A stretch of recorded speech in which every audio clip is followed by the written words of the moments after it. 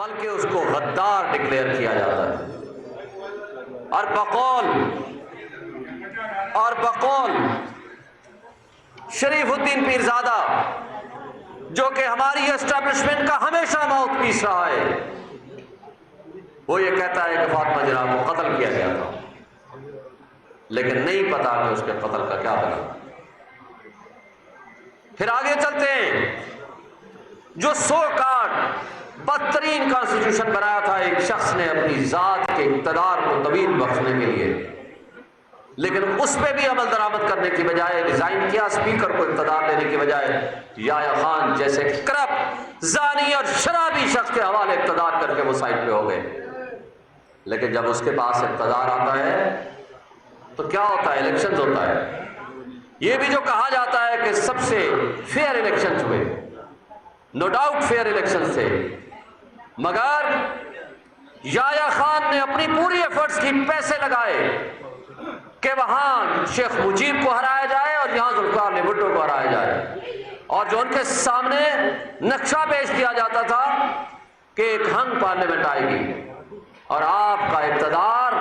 چلتا رہے گا۔ لیکن ہوا یہ کہ وہاں 162 سیٹیں شیخ مجیب الرحمان کی پارٹی کو مل گئی اور یہاں 81 سیٹیں ذوالفقار علی بھٹو کو مل جاتی ہیں، اور ڈھاکہ میں نیشنل اسمبلی کا اجلاس رکھا جاتا ہے۔ اس اجلاس کو پھر برخاست کیا جاتا ہے،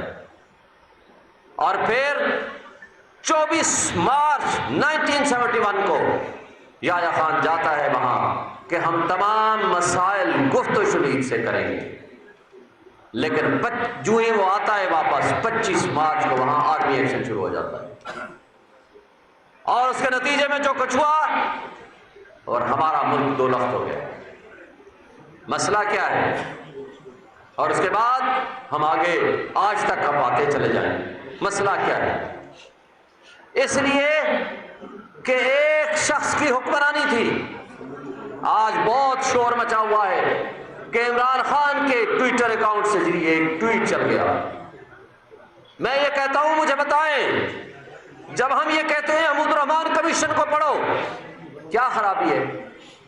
حکومت پاکستان نے سپریم کورٹ کے ایک senior most honest and competent جج کی سربراہی میں کمیشن بنایا،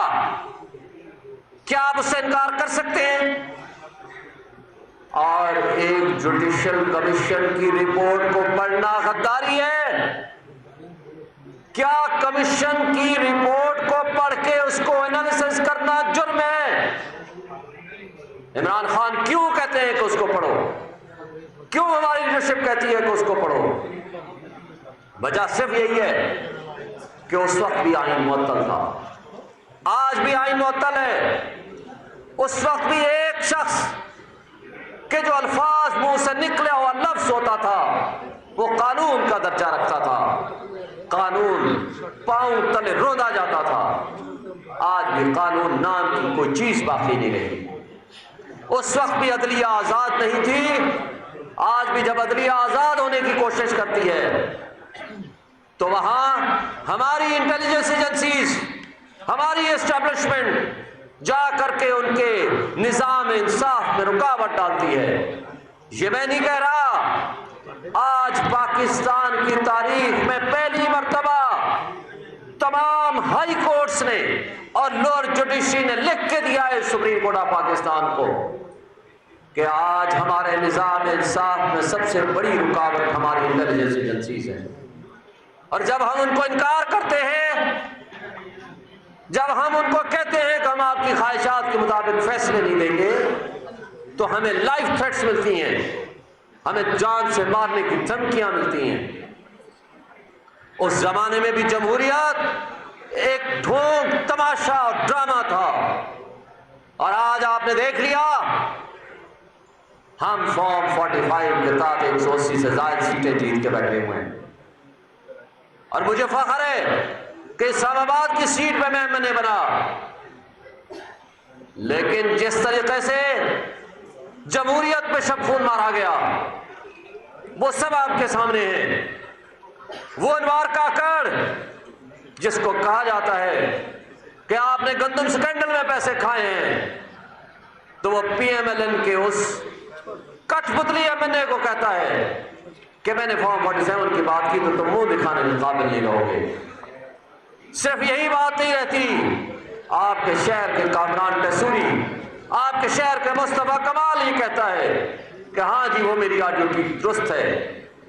اور میں نے کہا کہ مجھے مسلم لیگ نون اور پیپلز پارٹی والوں نے کہا ہے کہ تمہارا مینڈیٹ 100% جعلی ہے اور ہمارا 60-70% جعلی ہے۔ اور آپ اہل کراچی جانتے ہیں کہ کون کس کے ساتھ کھڑا تھا، پوری پاکستانی قوم آج عمران خان کے ساتھ کھڑی ہے، مگر ان کٹ پتلیوں نے جس طریقے سے اقتدار پہ ہماری اسٹیبلشمنٹ نے ان ریجیکٹڈ لوگوں کو مسلط کیا ہے، جو کرپٹ بھی ہیں، جو چور بھی ہیں، جو بے ایمان بھی ہیں، اور ملک کے ساتھ لوئل اور سنسیئر بھی نہیں ہیں۔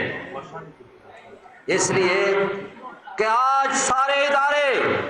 اسٹیبلشمنٹ نے اپنی مٹھی میں رکھے ہوئے ہیں، اور ہمارے جب چیف جسٹس آف پاکستان ان کے پاس میٹرز ہمارے جاتے ہیں تو پھر جب ہم تنقید کرتے ہیں تو وہ کہتے ہیں توہین کی ہے۔ میں ان سے پوچھتا ہوں کہ پاکستان کے آئین کو آپ نے ایک پارٹی کے آئین کے تابع کر دیا اور ہم سے بلے کا نشان چھین لیا،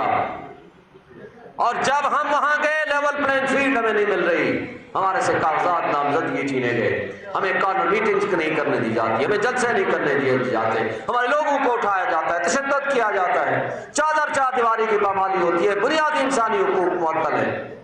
ہمارے وکیلوں کے خلاف ایف آئی آر ہیں۔ میں پچھلے 3 مہینے کے اندر لاسٹ 3 months صرف 5 ایف آئی آر میرے خلاف کٹی ہوئی ہیں،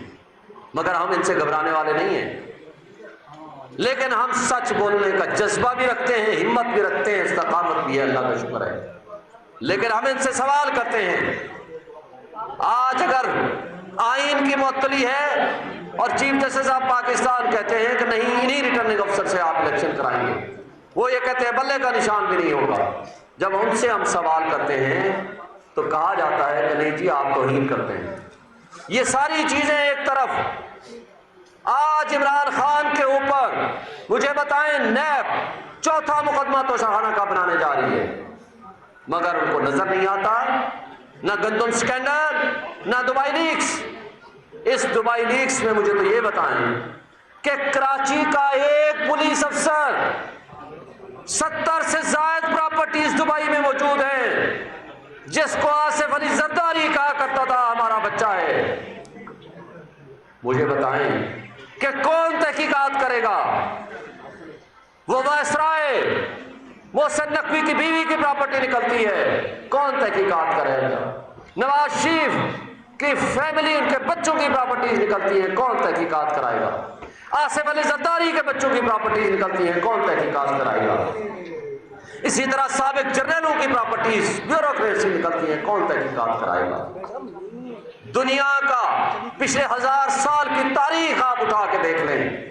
1000 سال کی تاریخ بتا رہا ہوں، جس ملک میں آئین کی حکمرانی اور قانون کی حکمرانی نہیں ہوتی، جس ملک میں نظام انصاف درست نہیں ہوتا، جس ملک میں امن و امان نہیں ہوتا، آج تک کسی ملک نے،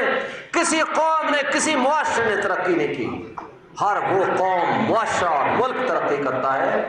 جہاں قانون کی حکمرانی ہوتی ہے، جہاں نظام انصاف درست ہوتا ہے۔ لہذا آج آپ 2 مثالیں سامنے رکھیں، پاکستان جہاں آپ کے پاس سب کچھ ہے، اور دوسری طرف آپ سنگاپور کو لے لیں جو لاہور شہر سے بھی 1/3 ملک ہے،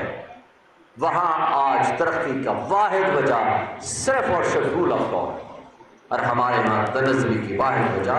صرف رول آف لاء کی کمی ہے۔ اس لیے کہ یہاں جہاں قانون نہیں ہوگا کرپٹ آگے آئے گا، کرپٹ لوگوں کو پروموٹ کیا جائے گا، ریجیکٹڈ لوگوں کو آگے لایا جائے گا، جن کے فائدے ہوں گے ان کو آگے لایا جائے گا، جو آنیسٹ لیڈرشپ ہوگی یا اس کو قتل کر دیا جائے گا یا اس کو پابند سلاسل کیا جائے گا۔ اور آج